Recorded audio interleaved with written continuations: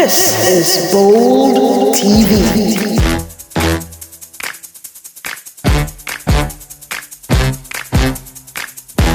An entertainment program on disability and its related issues from a gender perspective.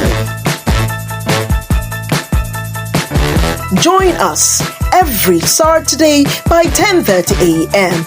on Facebook at Bold Heart Network and YouTube at Bold TV_Bold Hearts. Bold TV, beautiful, outstanding ladies with disabilities television, powered by Bold Hearts Initiative.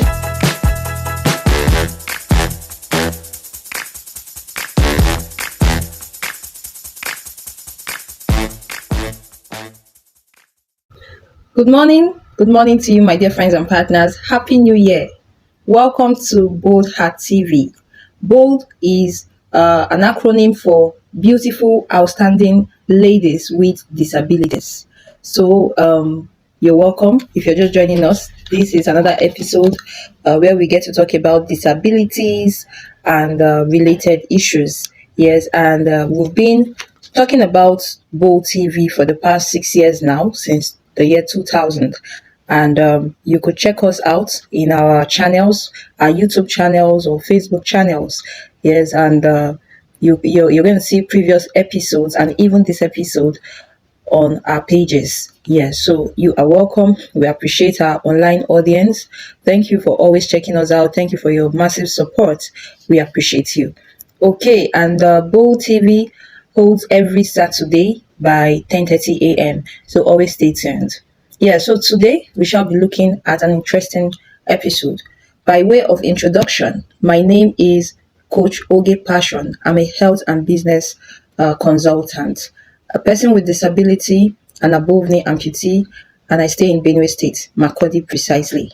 Today with me on this episode is Thomason, and we're going to be doing justice to the topic, reclaiming the resolution, adaptive goal setting for 2026. Okay, so just after our introduction, we're going to get started.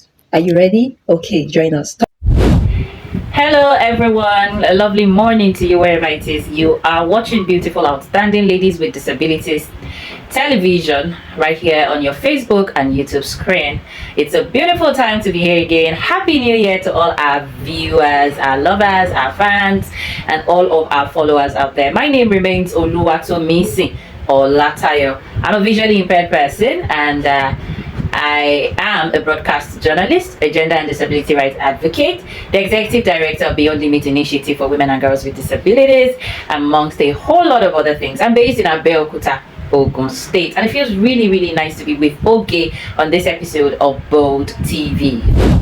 Good morning, everyone. Welcome to another episode of Bold TV. My name is Freki Andrew Essien. I'm the Executive Director of Fair Care Foundation and a co-host on Bold TV, proudly brought to you by beautiful, outstanding ladies with disabilities. It is a pleasure to be with you this time again. It's another exciting episode brought to you by one of the co-hosts, and it's a pleasure to be here today.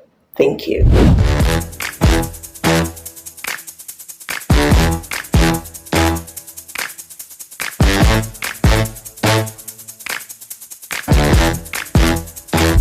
Okay, so we are looking at the topic for today's episode, reclaiming the resolution, adaptive goal setting for 2026. You know, at the start of a new year or prior to a new year, a lot of people come up with new year resolutions, the things they intend to do in the new year, the places they want to go, the things they want to achieve, who they want to become a better person in the new year. Yeah, so with all of this, it's very easy to make resolutions, but it's also very easy not to keep to what you said you would do when the year begins. So you need to reclaim that resolution you made. Yes, and it has to do with having effective strategies, effective goal setting strategies. And also, there are certain things to look into. So, New Year is a great time to audit your life in general. over the years, how has it been? And looking at where you are now, what are the things that need to be put in place? What are the things you need to correct? What are the things you need to add? What are the things you need to remove? What are, these things are very important. So, new year, new life, a better you. Yes. So, while auditing your life, you also need to audit your environment, because your environment is your space, right? Your environment is where you are staying, and you need to ensure that you are in an environment that is not working against you. Yes, and we have different types of environments. We have the physical environment, the digital environment, and the social environment. You can call it space.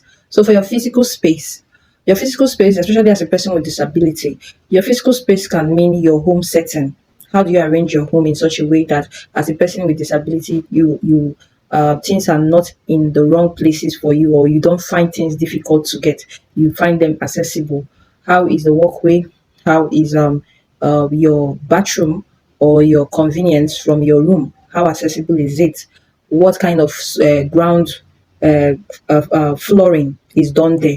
Does it support your mobility gadget, like your wheelchair, your crutches, your artificial limb, your whatever you are using in order to move around, that makes it easy, and all of this. So when you have the right things in place for you, your environment is right, and supports your kind of disability, you have this ease, and it doesn't drain your energy, right? You feel good with yourself.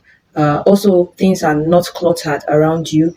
You have an opportunity to declutter your space as it suits you, taking away things that are no longer relevant to you at that time. Okay, so all of these things have a way of impacting our energies, either positively or negatively. Yes, then talking about the digital space, uh, a lot of us find ourselves online. Digital space is where most of us spend our time. Some people can stay 5, 10 hours online, connecting, doing businesses. For someone like me, I'm an online marketer, right? I connect with people on Facebook, on WhatsApp, and any other platform I feel is convenient for me to interact with people and do business, show them what I sell, okay, and do business. And that's how it is for some other people. They have one or two things going for them online. Some people have a better, interaction with people online than even the people around them. Maybe they feel at home online. Yes, so we have built some level of relationship with people online that makes us feel so good with ourselves, and all that. So you also need to check out, what apps are you using, what notification pops up, what number of messages keep coming. Are they relevant for you? Are they really necessary? Because some of these things can be overwhelming. Yes, it can be overwhelming. It is going to drain your energy, your time, your resources, your data, yes, your credits, your airtime. It's going sometimes it can be draining, and so you need to really watch out for things that are right. It's not every group you should find yourself in. Some things are not necessary. Okay, so you have to some people will just add you to groups even without your consent, without your approval. Some people will just add you to groups that you don't even understand what is happening there. You can't be everywhere. So you need to actually, if you don't use your time effectively, other people will help you to use your time. Yes, they'll make you bring in things for you, and everything goes for you, right? So you quickly accept it. But if you know how to use your time, you allocate your time properly, you know that you are spending your time on this and it is necessary for you. The ones that are not necessary, you take it off, you delete it, and give way for better things. Yes, that would help you in life. Okay, and then the third one is your social space. Yes, so your social space has to do with the people around you. Okay, are they supportive to you, or are they draining you? Are they making you to be a better person, or they are pressuring you to be someone whom you are not? Are they accepting what has happened? Yes, as a person with disability, you need to accept yourself, and those around you also need to understand that there are certain things that you can do, and there are certain things that need to be delegated. And even if it's not delegated, they may have to give you some time in order to achieve all of those. So these are certain things. It's just this area I talked about, your mindset. You need to have the right mindset. You need to audit your life. You need to audit your environment to be sure that you are in the right place.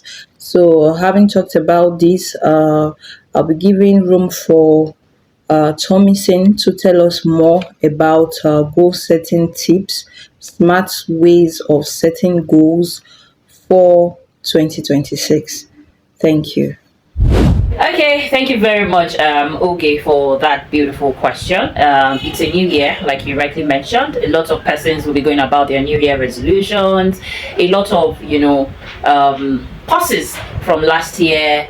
A lot of new beginnings. A lot of new plans, and it could sometimes be very much overwhelming, especially if you don't know how to. I wouldn't say I'm an expert on the how to myself, but I mean, these are a few tips that I use for myself. And number one is start small. If you're not a goal setter from the beginning, and then you're just hearing the word goal setting, set goals, have a plan, have a template, have a work plan, and all of those things, it can be very overwhelming. But start small. Look at the easy ones, put it on a preferential scale, and see where you can start from. Do not bombard yourself with the, oh, by the end of 2026 I want to be a billionaire, when you have not even been an 100-naire, if you understand what I mean. Oh, by the end of 2026 I want to be married, I want to have a child, I want to, it could be very much overwhelming. So just start small, celebrate your little wins, and as you go on, you continue to increase your goals. Number two tip that I would like to give is be specific. Be very much specific when it comes to setting your goals. Do not put so many eggs in one basket. Now, do not put all your goals, just put them all together. Be specific. Let it have a time frame that, okay, in the first quarter of 2026, this is what I want to do for myself. At the end of the second quarter of 2026, I want to be able to have achieved this.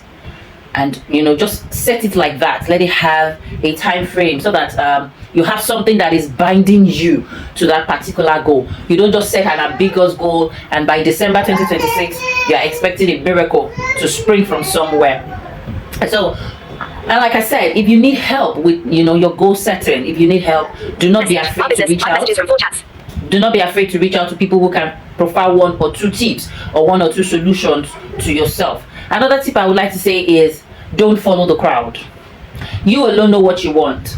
So don't say because Tomisin, is setting a goal to be a billionaire in 2026, and Tomisin is my friend, and Tomisin is my colleague, or Tomisin is a peer, or Tomisin, and then you must follow the crowd. No, goal setting, especially if you want to set a goal that you want to be able to achieve, does not work that way. Everybody has got their own path. Everybody has got their own plan. Everybody has got their own life. You know what you want. You know how you want it. You know how best to go about how you want your life to turn out. So treat your goal setting as a personal project. It's not a crowdfunding. It's a personal project that you need to embark on by yourself. And lastly, I would say that when you are setting goals, do not put so much pressure on yourself. Yes, there's a difference between dream and reality. You can dream that you want to be a billionaire at the end of 2026, but when you look at the reality on ground, do you have a business? Do you have a work that pays you in 6 or 7 figures? Do you have investment? Do you have savings? Do you have this? Do you have that? That would at the end of the day make you a billionaire at the end of 2026. And even if you have all of these things, trust me, life can always happen. And so when life happens and you're unable to meet a particular target, when you fall by the way, do not hesitate to pick up yourself and continue with life. Even the most richest persons, the most successful people on earth always have life happen to them at one point or the other. So you don't need to beat yourself up. You don't need to stop trying. You don't need to feel defeated. You don't need to feel traumatized. You just need to re-strategize. You need to go back to that setting, the planning stage. What did you do? How did you do what you did? Were there places you need to adjust? Was there something you needed to do and you did not do? Was there something that you didn't need it to do but you did? So evaluation also comes in at that particular point in time. While you are evaluating yourself, do not dwell on the failures. Just pick up yourself again. So if you have set some particular goals for yourself in 2025 and it looks like it hasn't materialized and you feel lost, you feel somehow, you feel frustrated, you keep doing this over and over again, don't beat yourself up. Just be prepared to start all over again. And if you need help, do not hesitate to call out or to reach out for help. Thank you very much.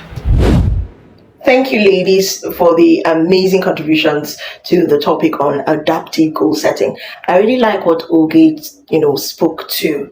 She spoke to mindsets and especially speaking to having adaptive environments, whether the physical, digital, or social environment. And I like how Tomisin touched on some key tips when it comes to adaptive goal setting, and that is being specific, making it realistic, and having it time bound. My addition to adaptive goal setting is kind of re-echoing what Tomisin said when she talked about the fact that you shouldn't be hard on yourself. The truth of the matter is that adaptive goal setting allows for a person to review and reflect. Because even though goals were set in the year before, in the preceding year, and we come to 2026, it's important to assess where you are to be able to speak to where you want to go to. And that is the essence of goal setting. Goal setting is looking forward and making a premise as to what it is that you will want to or what you hope to achieve in a coming time. And for us, what we've set is a time for 2026, that's for a year. So my tip would be really be specific, and you don't need to make it too elaborate. Okay, it doesn't need to be too elaborate, meaning that it has to be hinged on reality. So looking at where you are helps you to be realistic in terms of adaptive goal setting. Reflecting on where you're coming from also helps you to be to have that niche in adaptive goal setting. The other thing I would like to say when it comes to adaptive goal setting is that you can't be hard on yourself. You cannot. Because if you're hard on yourself, what will tend to happen is that you will discourage yourself. And I've told a lot of persons with disabilities something. The journey in life is really a personal race, and we're not in competition, with anyone. So look within, look at yourself, and set the goals that matter to you, matter for your purpose, and matter for your life. In moving forward, before I give any tips, there's something I want to settle. I want to settle the fact that it's never late to adapt your goals.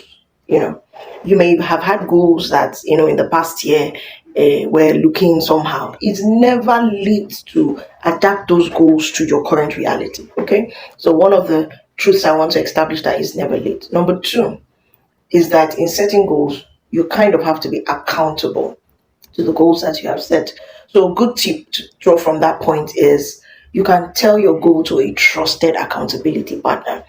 And all that person needs to do is not to judge you, but rather to hold you accountable to the things that you have said you're going to do. Being bold about your goals is really crucial, because if it's still in your brain, it's still in your mind, right? So bringing it out begins to manifest it. And letting someone know, someone who you trust, somebody who you've identified as an accountability partner. And that person can be a peer, that person can be a mentor, that person really can be a role model, it really can be anybody. It can be a guardian, it can be a caregiver, it can be a parent. But somebody you identify as an accountability partner will really help you in holding you accountable to what you have said you hope to achieve. And all that person will tend to do is ask you questions. The person will ask you, how far with this one, how far with that one. And it's like having an idea partner. So you run off some things, you like a sounding board. So when you speak to the issue, the person like, okay, why don't you go like this? Why don't you come like that? That's why an accountability partner in adaptive goal settings is really crucial. Another thing that I would like to establish, is that goals are important, right? So if anybody tells you, oh, and I'm not talking about resolutions that are just big and out there, I'm talking about goals. That's why we're talking about adaptive goal settings. So they are important because they give you direction and they give you focus. if you don't set goals, you will do anything, you will go anywhere. When I speak, to young people with this topic, when I speak to people about this topic, I tell them that consider a person who leaves a house and goes to the bus station to get a bus without knowing where, having a goal, that's a set goal, or maybe where you want to go to or where you hope to go to. What will happen is that you will go there and you would likely go to the most popular place based on where everybody at the bus stop is going to, or the bus station is going to. So, is having a goal important? Oh, yes, without mincing words. It is so important. Why? Because it helps you to be focused, it gives you direction, and it gives you a sense of purpose. It's like, okay, so I have what I'm doing, I have where I'm going to, I have a plan. There's something on the ground that I'm working towards. Okay. Now, the other thing that I would like to establish at this point is that you having a goal, writing it down, does not make it manifest. Actions must support that goal. So goal setting and being adaptive is making it beautiful, because what the adaptive part does is that it allows you to continue to adapt the actions that you have set to begin to work towards the goal. So, for instance, let's say your goal this year is to be financially free, so to have maybe financial freedom. That is a goal. So you are saying to yourself that by the end of 2026, I want to have financial freedom. I need to be able to have finances and financial freedom. You will have to define that, what that means for yourself. So let's say you have defined and you have said that financial freedom for you is being able to meet your basic necessities as a woman with disabilities, where you don't need to depend on anybody to give you income or give you funds for you to be able to meet up with your daily needs or with your monthly needs, right? So let's say basic toiletries, things like that. Let's just come to the basic minimum. So let's say your goal for 2026 is that you as a person, you want to have financial freedom. Imagine that that is your goal for 2026. And then you have written it down as a goal, as your intentionality. So it is very specific, it is measurable, because you can measure the fact that at the end of the year, you've been able to take care of your basic needs. You've seen that it is achievable, because yes, you can achieve financial freedom within the year that you have said that you will. It is realistic, because yes, it is based in reality, your current realities, that right now you're not financially free, you can't take care of your basic needs. So it is realistic, and you put a set a time. So you said by the end of 2026. So it is a very smart goal. Now, what makes it real is not the fact that you have thought about it, dreamt about it, had a goal and written it down, made it smart, but the actions that you would then begin to intentionally take to achieve that goal. That's the power of your goals being adaptive. And those actions don't wait till the end of 2026, they start now. So yes, your goal is set to be achieved by the end of the year, but the reality is that the actions that you would need to begin to take in achieving that goal that is set for by the end of this year has to start today. And those actions are small steps, because they say that the journey of 1,000 miles begins with one step. So what are the things that you can begin to do that would help you to achieve that goal? Those actions are crucial. And those actions are one step at a time, because imagine 1,000 miles. The only way to achieve it is one step, next step, next step. And we are saying to you this morning is that that step must start today. Taking the first step is the biggest power that anybody. So, actionable steps are key to achieving adaptive goals. They are very key. And the truth of the matter is that as you progress in, achieving that goal, you can always come back and evaluate and review and make it smarter. You can always come back, evaluate, review, and make it smarter. So, what goals have you set for yourself in 2026? What goals have you set for yourself in this year? We are in February. We're in the new year, a month, February. So I've established that it's never too late to set a goal. I've established that it's important to set the goal. Why? Because it helps you to be intentional about the year. It helps you to be focused. It gives you direction, and it gives a sense of purpose. I've also established that it doesn't need to be elaborate or big, and it has no business with what's happening in another person's life. This is about you. And I also said that one of the best ways to go about setting any goal is looking at where you're coming from, where you currently are, and establishing where you hope to be. I've also talked about accountability partners being important to holding you accountable for those goals that you have set. So, my dear woman with disability, You deserve to have wins in this year. And I tell you that the wins that you can achieve are powerfully in your hands.